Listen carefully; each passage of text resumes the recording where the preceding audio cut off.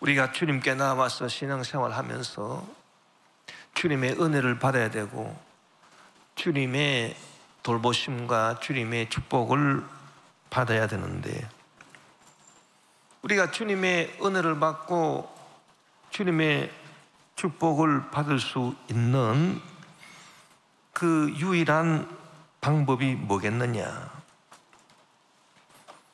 그것이 중요합니다. 우리가 어떻게 하면 주님으로부터 은혜를 받을 수 있고 주님의 축복을 받을 수가 있고 주님의 치료를 받을 수가 있고 주님으로부터 주어지는 의롭다함과 영생을 받을 수가 있겠는가? 어떻게 하면 우리가 주님으로부터 그와 같은 은혜와 복을 받을 수가 있겠나? 이게 참 중요한 문제겠죠. 그 많은 사람들이, 많은 성도들이 믿음이 있으면 우리가 주님으로부터 그렇게 은혜와 축복과 치료를, 영생 구원을 받지 않겠나, 그렇게 생각할 겁니다. 그 맞는 말인데, 제가 전번에도 말씀드린 것처럼 이 신앙에 대한 문제, 인생의 진리에 대한 문제는, 이 삶의 문제는 단순하게 수학적인 그런 판단으로 답이 하나밖에 없는 그런 게 아닙니다. 뭐 2 더하기 3은 5다, 그건 답이 하나밖에 없는 거고 나머지 답은 다 틀린 것이고, 답이 하나밖에 없고 그 답은 곧 정답이고, 그런 수학적인 정신으로 우리가 판단할 수 있는 게 아니고 정세한 정신으로, 섬세한 정신으로 우리가 파악을 해야 되는데, 이 섬세한 정신으로 파악을 해보면 답이 여러 가지 있어요.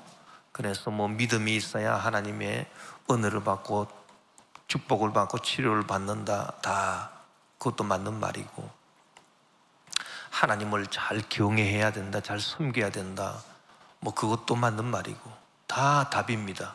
그러나 그 섬세한 정신으로 우리가 여러 가지 답이 있지만 그 중에서 정답을 골라야 되거든요. 진짜 정답을 골라야 되는데, 그 진짜 정답이 무엇이냐? 그것이 바로 뭐라고 생각하십니까, 여러분은?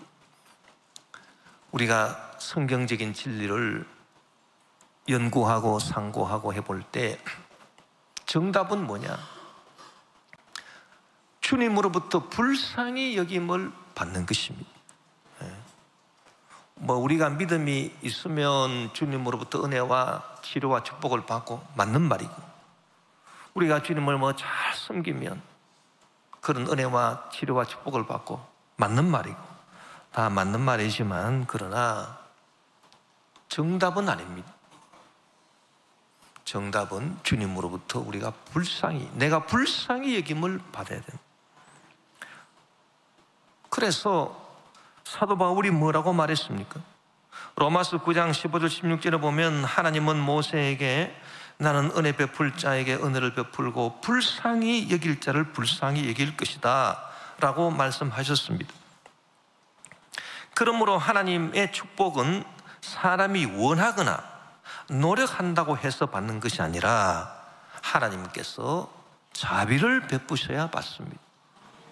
그러니까 믿는 사람이 하나님 앞에 나와서 주님, 내가 주님의 은혜 받고 치료받고 축복받고 구원받기를 원합니다, 간절히 원한다고 해서 받는 게 아니라고 했습니다. 또 열심히 신앙생활 잘하고 노력한다고 해서 그렇게 해서 주님의 은혜를 받는 거냐? 그것도 아니라고 했습니다. 하나님께서 자비를 베풀어 주셔야 받는 것이다. 하나님이 나를 불쌍히 여겨주셔서 자비를 베풀어 주셔야 내가 받는 거지, 그게 정답이란 얘기예요. 뭐 다 답이 될 수 있지만, 우리가 창세기를 보면 이 진리를 우리가 확실히 알 수가 있습니다. 창세기에 보면 하나님이 세상 만물 지으시고, 그리고 마지막에 아담과 하와를 지으시고 동산에 두시고 에덴 나군에, 그리고 동산 나무의 실과는 너희들이 다 먹어도 좋지만 그 중앙에 있는 선악을 알게 하는 나무의 실과는 먹지 마라, 그 선악과를 먹는 날에는 너희들이 정령 죽을 것이다, 그렇게 말씀을 하셨어요. 그럼에도 불구하고 아담 하와가 선악과를 사탄의 유혹을 받아서 따서 먹고, 그래서 그들이 이제 하나님의 징벌을 받게 되었습니다. 하나님께서 내가 반드시 죽으리라고 너희들에게 말하지 않았느냐? 너희들은 흙이니 원래 흙에서 만들어졌으니 흙으로 돌아가라. 그거 다 죽게 되었습니다. 에덴 낙원에서 쫓겨났습니다. 가시와 엉겅퀴가 나는 그 땅을 열심히 아담이 이마에 땀을 흘리고 밭을 갈아야 먹고 살게 되었습니다.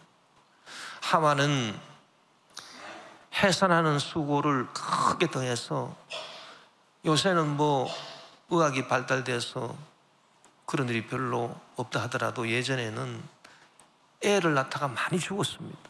애를 낳다가 많이 죽었어요. 그런 해산의 고통이 크게 더해졌고, 또 하나님께서는 그들이 혹시 영생하게 하는 생명나무 과실을 따서 먹고 영생할지 모르겠다.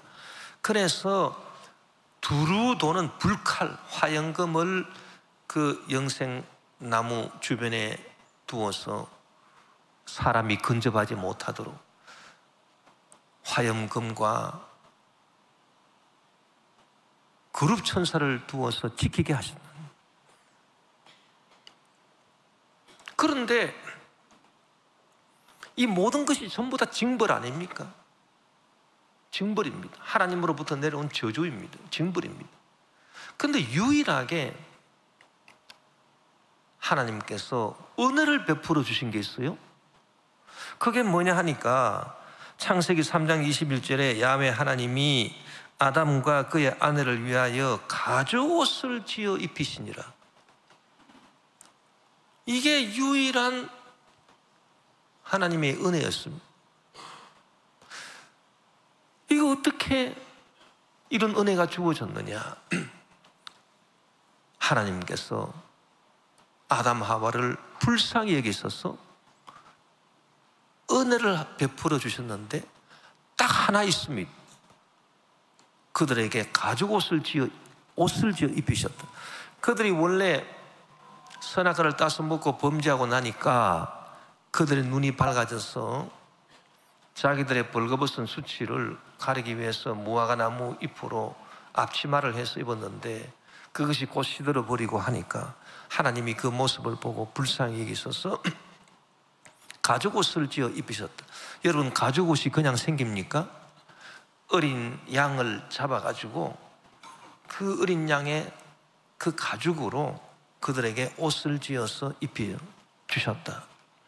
자, 이 가죽옷, 이 희생제물 어린 양, 누구를 상징합니까? 예수 그리스도를 상징합니다. 그래서 이 아담 하와가, 인류가 멸망해서 죄로 말미암아 다 죽게 되고 저주를 만나게 되고 질병으로 시달리게 됐지만은, 그러나 하나님의 은혜와 복을 받을 수 있는 유일한 길이 딱 하나 있어요.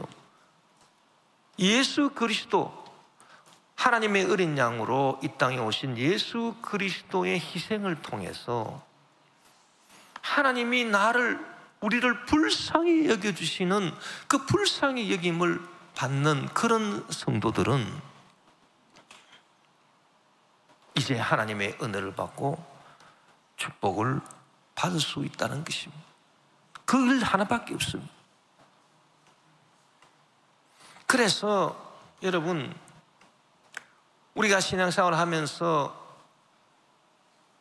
하나님으로부터 내가 불쌍히 여김 받아서, 아담 하와가 하나님의 불쌍히 여김 받아서 그 가죽옷을 입게 되었듯이 내가 하나님으로부터 불쌍히 여김을 받아서 예수 그리스도의 희생을 통해서 내가 죄사함 받고 용서함 받고 어렵다 하시면 어렵고 병든 몸 고침 받고 문제 해결 받고 영생 천국을 얻을 수 있느냐, 그것을 늘 생각해야 됩니다.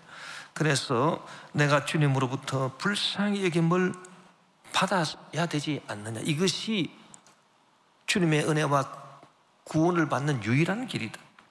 그렇기 때문에 오늘 본문 히브리서 4장 15절 16절에도 우리에게 있는 대제사장은 예수 그리스도를 말합니다. 우리의 연약함을 동정하지 못하실 리가 아니요 모든 일에 우리와 똑같이 시험을 받으시니로되 죄는 없으신 하나님의 어린 양이라. 그러므로 우리는 긍휼하심을 받고 불쌍히 여김을 받고 때를 따라 돕는 은혜를 얻기 위하여 은혜의 보좌 앞에 담대히 나아갈 것입니다. 그래서 긍휼히 여기심을 받고 불쌍히 여김을 받아야 돼요. 불쌍히 여김을 먼저 받아야 은혜의 보좌 앞에 나아가서 은혜를 얻을 수 있다. 은혜를 받을 수 있다. 구원, 치료, 축복, 문제 해결, 영생을 받을 수 있다. 자, 여러분, 우리가 다 죄인입니다. 다 죄인이에요. 다 죄인인데 어떻게 해야 이 죄인이, 아담 하와의 후손인 우리 죄인이 하나님의 은혜를 받을 수 있느냐? 불쌍히 여김을 받아야 되거든요. 그런데 불쌍히 여김을 받으려면은 우리가 무엇을 깨달아야 되느냐? 나는 불쌍한 사람이다. 그걸 깨달아야 되겠죠. 즉, 나 자신이 죄인이다. 나는 불쌍한 사람이다. 그걸 자기가 깨달아야 돼요. 그걸 깨닫지 못하면 어떻게 불쌍히 여김을 하나님으로부터 받을 수가 있겠습니까? 그래서 우리가 하나님으로부터 불쌍히 여김을 받고 은혜를 받을 수 있는 첫 번째 관문이 뭐냐 하면은 나는 불쌍한 사람이구나. 왜? 나는 죄인이기 때문에 나는 불쌍한 사람이구나. 이것을 깨달아 아는 일입니다. 여러분, 사람들은 다 죄인입니다. 하나님 말씀에 모든 사람이 죄를 범하여 하나님의 영광에 이르지 못했다 그렇게 말씀했고, 의인은 없으니 한 사람도 없다 그랬습니다.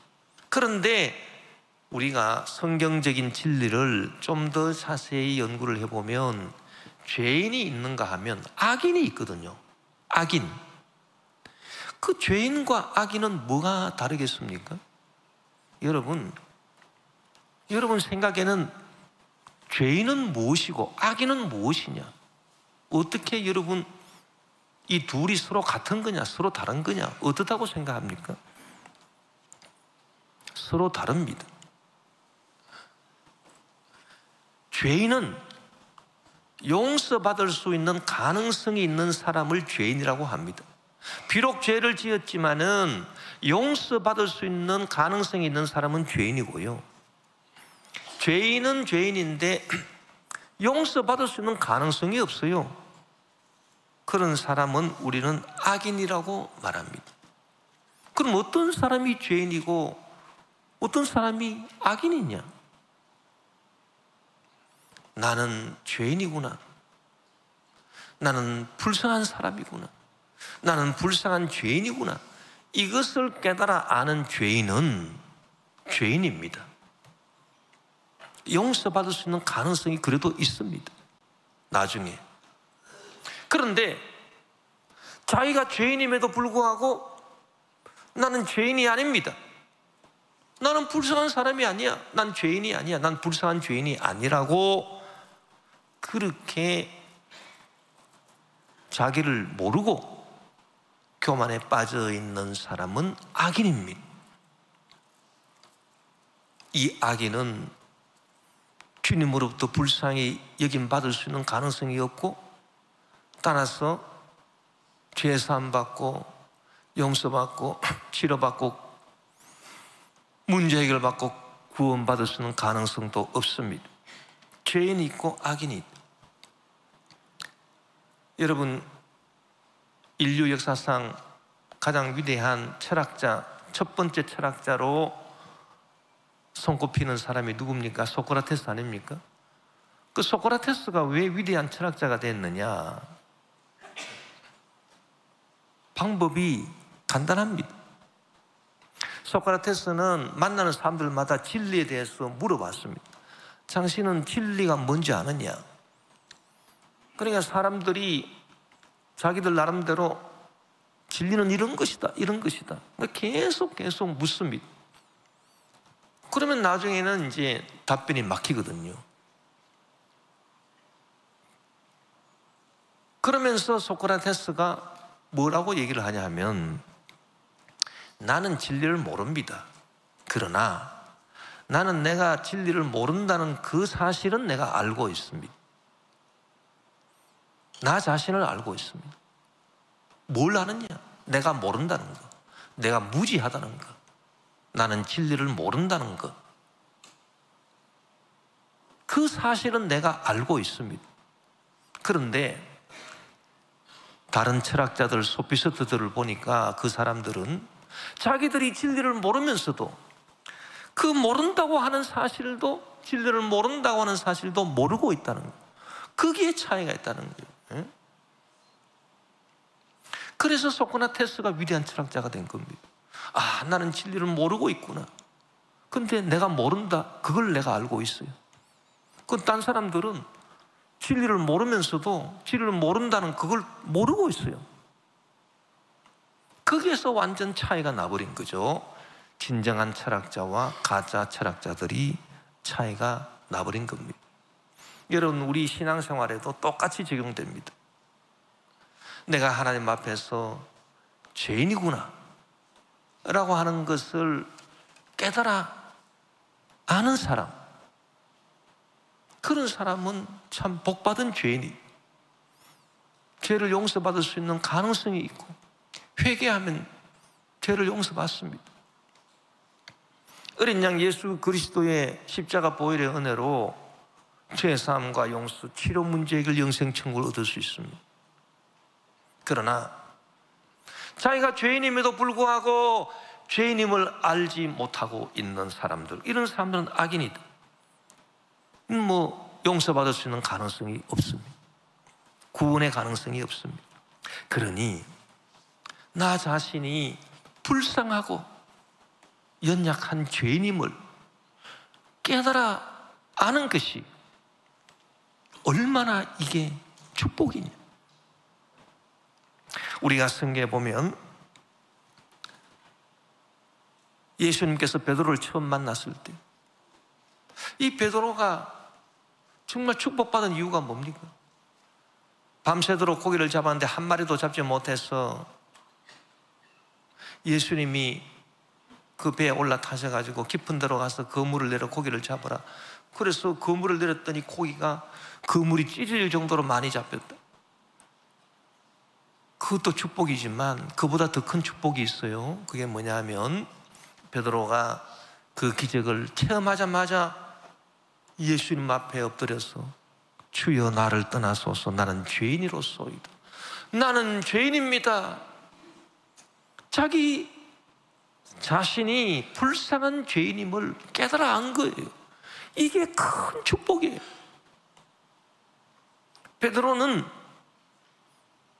그 깨달음을 통해서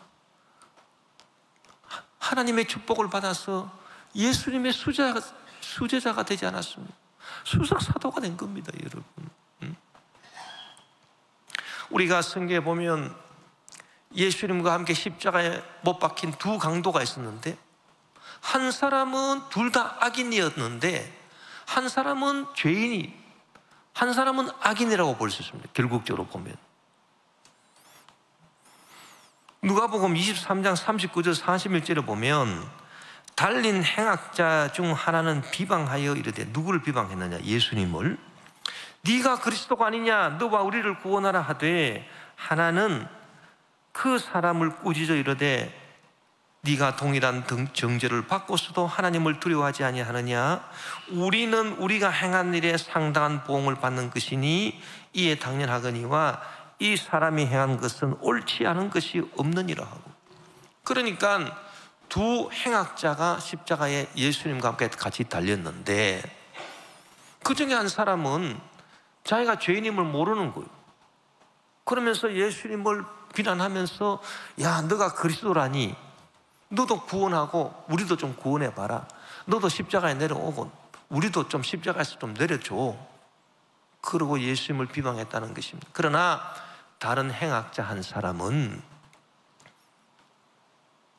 그 사람을 꾸짖으면서 야, 우리는 죄인들 아니냐? 나는 죄인이에요. 우리는 우리가 행한 일에 마땅한 죄값을 지금 받고 있는 거예요. 자기가 죄인이다라고 하는 걸 깨달은 거죠. 그러나 예수님이 행하신 것은 의롭지 않은 것이 하나도 없지 않느냐, 그렇게 말한 거예요. 자기가 죄인임을 깨달아 안 이 사람, 여기에서 축복이 시작된 거죠. 이 사람이 예수님께 대하여 주여 당신의 나라에, 예수여 당신의 나라에 임하실 때 나를 기억하소서. 예수님이 그 자리에서 내가 진실로 너에게 이르노니 오늘 저녁 너가 나와 함께 낙원에 있으리라, 그렇게 말씀해 주신 것입니다. 여러분, 참된 신앙 그리고 참된 구원과 축복의 시작은 나 자신이 철저한 죄인도 보통 죄인이 아니다, 어마어마한 죄인이, 이것을 깨달아 아는 데서 출발합니다.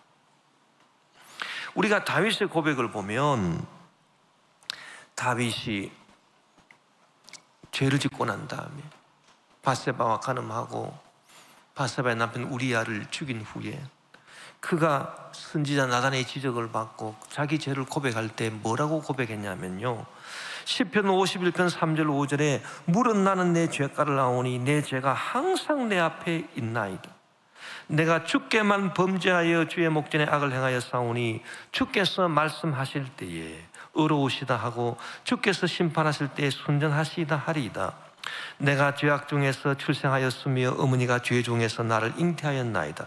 이 말씀이 개역 개정 성경으로 되어 있는 이 말씀이 이해가 어렵습니다. 그래서 세번역으로 우리가 다시 한번 보면요, 나의 반역을 내가 잘 알고 있으며 내가 지은 죄가 언제나 나를 고발합니다. 주님께만, 오직 주님께만 나는 죄를 지었습니다. 주님의 눈 앞에서 내가 악한 짓을 저질렀으니 주님의 판결은 옳으시며 주님의 심판은 정당합니다. 실로 나는 죄 중에 태어났고 어머니의 태 속에 있을 때부터 죄인이었습니다. 이 말이에요. 자, 여기 보면은 내가 주께만 범죄하였습니다. 아니, 사람에게도 범죄했잖아.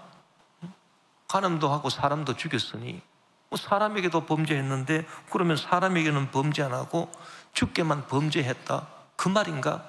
그 뜻이 아니고요, 내가 주께만 범죄하였습니다 라고 하는 이 말은 다윗이 사람에게 범죄한 것을 부정하는 것이 아니라 사람에 대한 범죄도 했지만은 사람에 대한 범죄도 결국은 주님께로 향해서 주님께 대한 범죄가 된다라고 하는 것을 고백한 거예요. 우리가 죄를 지을 때 사람에게 짓는 죄, 무슨 다른 모든 것들에 대해서 짓는 죄, 이런 것들이요, 그 사람, 그 당사자에게만 해당되는 게 아니라 결국은 주님께 죄를 짓는 것이 된다, 그 말입니다. 다윗이 내가 주님께만 범죄하였습니다라고 하는 말이 그 뜻입니다. 그리고 주님만이 저의 죄 문제를 해결할 수 있습니다, 그 문제입니다. 그 얘기입니다. 이게 내가 주님께만 범죄하였습니다, 이 말이. 안셀무스라고 하는 위대한 신학자가 뭐라고 얘기를 했냐면, 죄라고 하는 것은 죄 자체가 똑같다 하더라도 상대가 누구냐에 따라서, 누구에 대해서 죄를 범하느냐에 따라서 죄값이 달라진다 그랬습니다. 예를 들면 이 나쁜 놈아라고 욕을 했다고 합시다. 그런데 그 대상이 아주 개구장이 어린 애예요. 그러면 이 나쁜 놈아라고 하는 그 말이 욕이 죄가 되겠죠. 왜 어린 개구장의 애들이라고 욕을 합니까? 그 죄죠. 이 나쁜 놈아. 그런데요, 동네 연세가 지긋한 어른이 지나가시는데 이 나쁜 놈아, 그러면은 똑같은 이 나쁜 놈이라고 하는 욕이지만은 죄값이 더 커진다는 얘기예요. 개구장이에게 말했을 때보다는 그 연세가 지긋하신 어른에게 그 욕을 했을 때 죄값이 더 커진다. 자, 똑같은 죄라 하더라도 우리가 사람에게 대한 죄값이 요만하다면, 이 죄가 하나님께 대한 죄가 된다면 이거는요 상상할 수 없이 커지는 겁니다, 이 죄값이. 그렇기 때문에 형제에 대해서 미련한 놈이다라고 욕하는 것도 지옥불에 떨어질 수밖에 없다 그랬습니다. 왜? 그 죄값이요 형제에 대한 죄만 되는 게 아니라 그게 오직 주께만 범죄하였습니다, 주님께 대한 또 범죄가 되는 거예요. 그러니까 아니, 주님 보고 미련한 놈이라고 욕한 결과가 돼버리는 거예요. 그러니 지옥불에 떨어질 수밖에 없죠. 죄라고 하는 것은 이처럼 무서운 거예요. 그래서 우리가 나 자신이 죄인임을 깨달아 안다라고 하는 이것은요, 그래 나는 죄인이지, 그 정도가 아닙니다. 그 정도 깨달아 아는 게 아니에요. 정말 나는 죄인 중에 죄인이구나. 나 같은 죄인을 누가 건져내겠는가? 누가 구원하겠는가? 주님, 나 같은 죄인을 불쌍히 여겨 주시옵소서. 이 탄식이 막 물이 심령 깊은 곳에서 막 우러나와서 터져 나와야 됩니다. 이것이 자기가 죄인임을 깨달아 아는 죄인입니다. 용서받을 수 있고 구원받을 수 있는 그런 사람입니다. 우리가 주님 앞에서 죄인임을 진실로 깨달아 알게 될 때 정말 다윗처럼 내가 주께만 범죄하였나이다, 그렇게 할 때 조그마한 죄 하나라도 얼마나 이것이 무거운 죄가 되고, 따라서 주님, 이 영원한 형벌에서 저를 제가 어떻게 큰 짐을 받을 수가 있겠나요? 그 지옥불에서 내가 어떻게 구원을 받을 수 있겠나이까? 그 두려움, 그 불안, 이것이 우리의 심령 속에 휘몰아칩니다. 그럴 때 비로소 나오는 탄식이 있습니다. 주여, 나를 불쌍히 여겨 주시옵소서.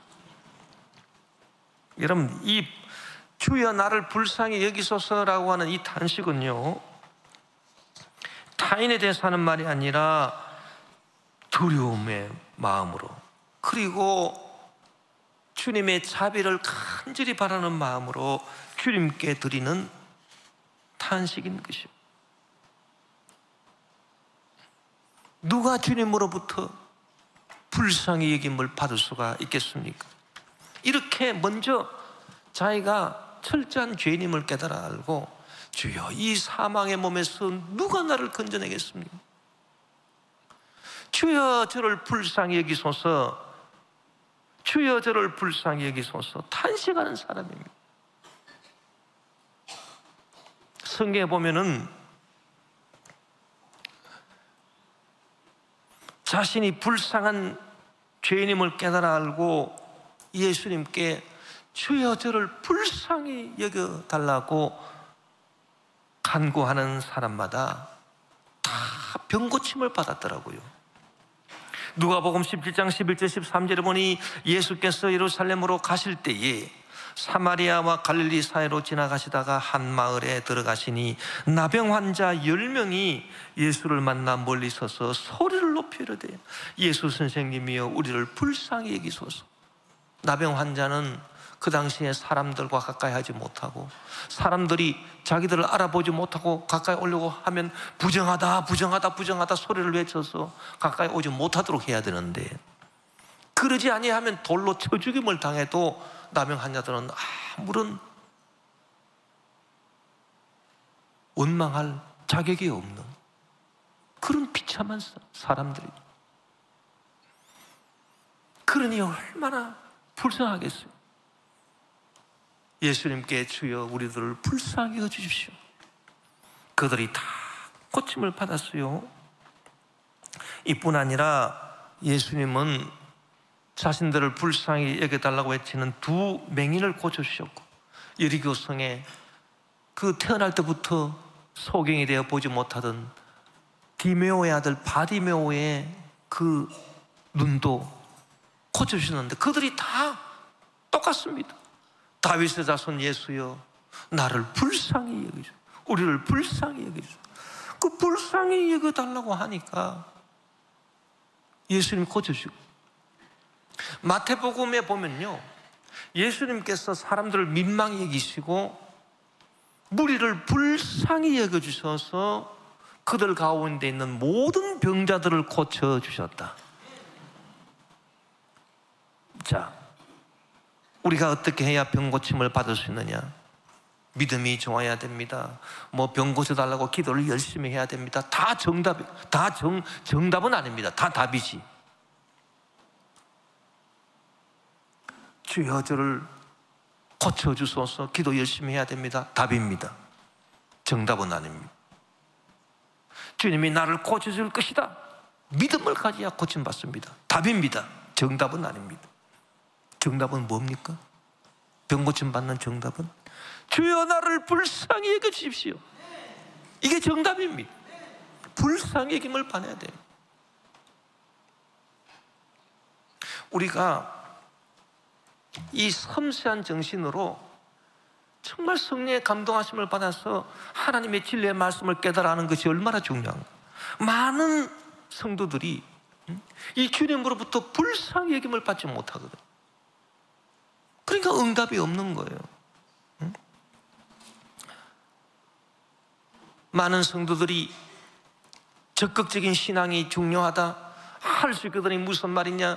믿는 자에게 능치 못하심이 없다. 내 믿은 대로 될지어다.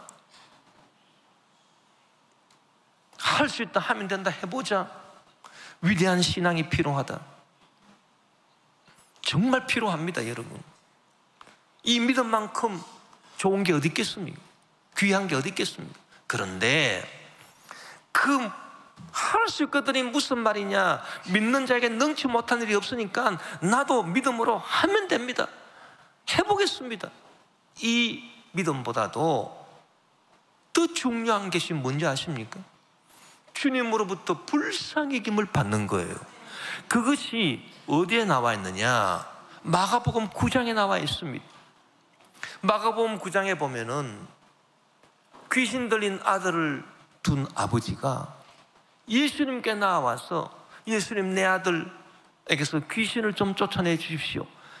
그렇게 하면서 예수님과 대화한 그 장면에 나와 있거든요. 마가복음 9장 21절 23절에 보면 예수께서 그 아버지에게 물으시되 언제부터 이렇게 되었느냐 하시니 이르되 어릴 때부터니이다.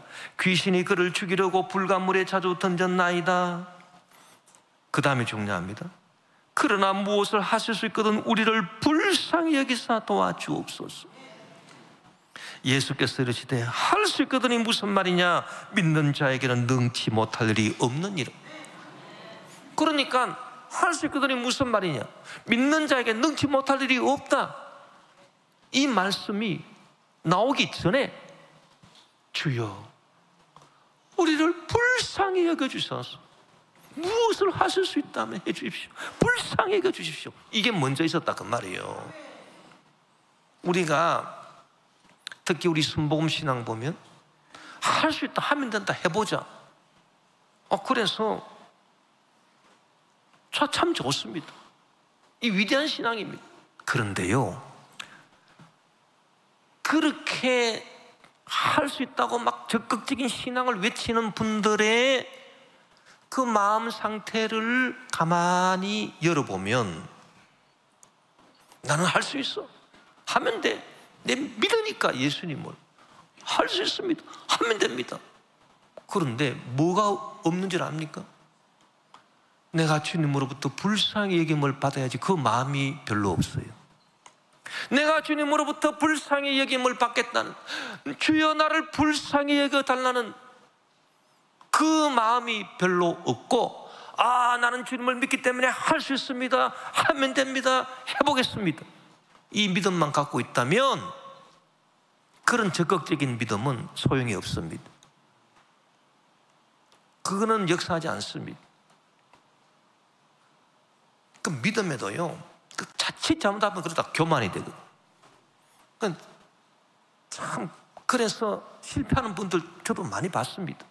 뭐 할 수 있다, 뭐 하면 된다 그래가지고 뭐 그냥 막 무리하게 막 그냥 막 성전도 막 짓고, 그러다가 결국은 참 낭패를 당하시는 그런 경우도 종종 봤습니다. 그런데 도대체 말씀대로 했는데 뭐가 문제인? 가만히 살펴보면 주님으로부터 불쌍히 여김을 받아야 돼요. 그러니까 이 주님으로부터 내가 불쌍히 여김을 받는다, 주여 나를 불쌍히 여겨주소서, 이 감정하고요, 할 수 있다, 하면 된다, 이 감정하고 사실 어떻게 감정적으로 보면 약간 서로 어울리지 않을 것 같은 그런 감정 아니겠습니까? 이게 잘 어울려야 된다 그 말이야. 이게 잘 어울려야 되거든요. 그래서 주님 저를 불쌍히 여주십시오, 나 같은 죄인, 무력한 죄인을 불쌍히 여주십시오, 그렇게 주님께 부르짖는 가운데서 할 수 있다 이렇게 나와야 되는 거지, 믿습니다 이렇게 나와야 되는 거지. 여러분,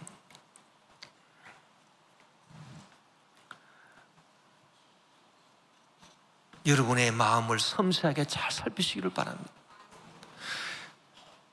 폐에 일어나고 하나님을 아무리 잘 믿어도요, 하나님을 아무리 믿고 열심히 신앙생활을 한다 하더라도 마음이 높아진 사람들이 있습니다. 이 사람들의 특징이 뭔지 압니까? 주님 나를 불쌍히 여겨주십시오, 이게 없어요. 그런 분들은 정말 큰일입니다. 주님의 은혜를 받을 수 없습니다. 축복을 받을 수 없습니다. 정말 우리가 내 마음속에 내가 주님을 믿고 주님을 섬기고 주님께 예배드리고 이런 것 다 중요하지만, 정말 내 마음속에 주님 나 같은 죄인을 불쌍히 여겨주셔서 내가 주님 은혜를 받게 도와주소서, 그러면서 주님 앞에 나와서 두렵고 떨리는 마음으로 회개하지 않는다면 그것은 아무런 신앙에 유익이 없을 거다 그 말입니다. 또 누가 주님으로부터 불쌍히 여김을 받겠습니까? 남을 불쌍히 여길 줄 아는 사람이, 나한테 잘못한 사람도, 심지어 나를 해코지한 사람도 불쌍히 여길 줄 아는 것. 여러분, 우리에게 잘못하거나 우리에게 해를 끼친 사람에 대해서 우리가 두 가지 감정을 가질 수 있습니다. 하나는 미움의 감정, 미움의 감정. 하나는 불쌍히 여기는 감정. 이 두 가지 감정을 가질 수 있는데, 여러분 미워하는 감정을 가지지 마시기 바랍니다. 이것은요, 내가 영성이 낮다는 증거예요. 저 사람 나한테 잘해주지 않고 나를 무시하고 나한테 해코지하니까 내가 저 사람 미워하는 게 당연하지. 이거는 나와 그 사람이 영적 레벨이 똑같다는 얘기예요. 그러나 나한테 비록 잘못한다 하더라도 미워하기보다는 불쌍히 여기라. 참 불쌍한 사람. 그러면 내가 영적 레벨이 높아집니다. 남을 불쌍히 여기는 사람은 자기도 불쌍히 여김을 받습니다. 하나님께. 예수님께서 십자가에 못 박히셨을 때 자기를 못 박은 유대인들에 대해서 미워하지 않고, 하나님 아버지 저들을 용서해 주십시오, 저들은 무지합니다, 무엇을 하고 있는지 저들이 모르기 때문에, 무지하니까 불쌍하지 않습니까? 예수님은 오히려 그들을 불쌍히 여기신 거예요. 여러분, 예수님은 부활하셨습니다. 남을 불쌍히 여기는 자는 불쌍히 여김을 받습니다. 야고보서 2장 13절에 긍휼을 행하지 아니하는 자에게는 긍휼 없는 심판이 있으리라. 긍휼은 심판을 이기고 자랑한다고 말했습니다. 우리가 잘 알듯이 1만 달란트 빚진 사람, 6조 원을 빚진 사람하고 그 사람이 주인이 불쌍히 여겨서 빚을 다 탕감해 주었는데 그 6조 원을 어떻게 갚겠습니까? 우리가 하나님께로부터 받은 은혜가 바로 그와 같습니다. 6조 원에 해당되는 그런 죄값을 우리가 어떻게 갚을 수 있으리요? 내 몸을 팔아서, 처자를 다 팔아서 갚을 수가 없습니다. 내 장기를 다 팔아서 갚을 수 없습니다. 내 식구들, 처자, 친척들의 장기를 다 팔아가지고 6조 원을 갚을 수 있습니까? 없습니다. 우리가 주님께로부터 받은 은혜가 바로 그와 같다, 그 말이에요. 불쌍히 여김 받아서 우리가 다 탕감받아. 그런데 이 사람이 자기한테 100데나리온 빚진 사람, 1000만 원 빚진 사람을 용서해 주지 못했다. 불쌍히 여겨주지 못했다. 그래서 그 사람을 옥에 붙였다. 마태복음 18장 32절 35절에 이에 주인이 그를 불러다가 말하되 악한 종아, 내가 빌기에 내가 내 빚을 전부 탕감하여 주었거늘 내가 너를 불쌍히 여김과 같이 너도 내 동료를 불쌍히 여김이 마땅치 아니하냐. 주인이 노하여 그 빚을 다 갚도록 그를 옥졸들에게 넘기니라. 너희가 각각 마음으로부터 형제를 용서하지 아니하면 나의 하늘 아버지께서도 너희에게 이와 같이 하시리라. 우리가 우리에게 잘못한 사람이라 하더라도 미워하지 말고 불쌍히 여기는 마음을 가질 때 하나님이 저와 여러분을 또 불쌍히 여겨주십니다. 우리가 큰 은혜와 복을 받을 줄 믿습니다.